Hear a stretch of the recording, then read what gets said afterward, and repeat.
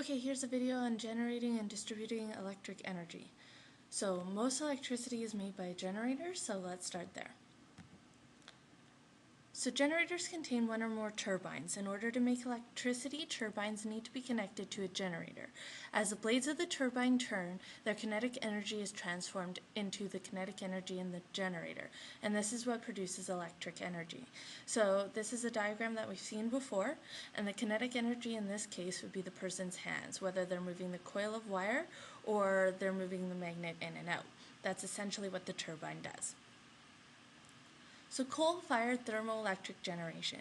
These plants use the fuel that is cheap and plentiful in Alberta, which is fossil fuels. And in modern thermal plants, smoke from the burning coal is put through scrubbers. And these scrubbers remove some of the harmful chemicals from the smoke before they are released into the air. So here's a picture of a coal generating station.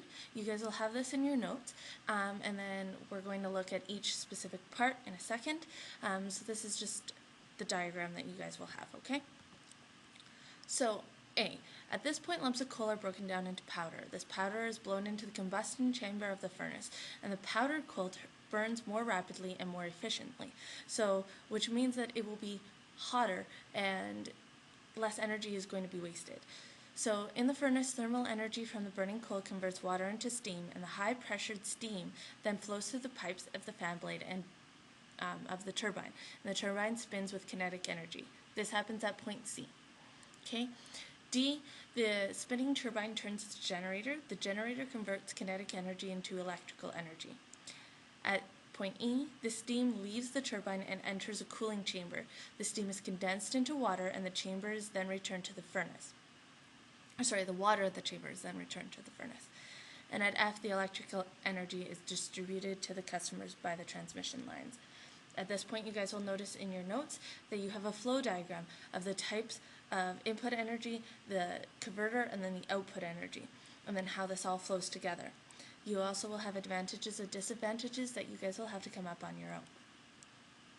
So electric energy from water. So hydroelectric power plants produce much of the electric energy in Canada. This type of generation system uses the kinetic energy from falling water to spin the turbines to power the generators. Large dams are built high above the generating station. So hydroelectric power is a clean and efficient way to generate electric energy. Once the facilities are built and working, there is little environmental damage and no harmful emissions, and little maintenance is required.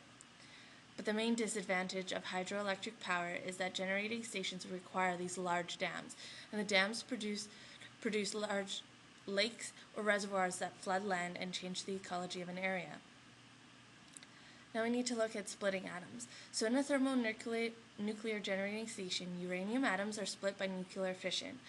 The splitting releases tremendous amounts of thermal energy, and the thermal energy is used to make steam. The steam is under pressure and turns a turbine. So here's the picture of that you guys will have in your notes, where we're going to discuss each and every part. Keep in mind, you'll see that the steam turns the turbine, which is exactly how coal generation works as well, right?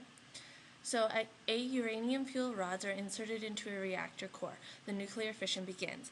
B, the fission reaction produces a tremendous amount of thermal energy, and the energy is carried away from the reactor by coolant. At C, the coolant is taken to a tank where the thermal energy converts water into steam, and at D, the high-pressure steam flows through the pipes and is directed through the blades of a turbine. The blades move and make the shaft spin. E, the spinning turbine turns the generator, and the generator converts the mechanical energy into electric energy. And at F, the transmission lines take electric energy to customers. D, E, and F are all the same, whether it is this in nuclear reaction or our coal-powered station. Distributing electricity. So electric energy plants usually located great distances away from communities that they serve. The electricity must often be transmitted hundreds of kilometers away from power lines.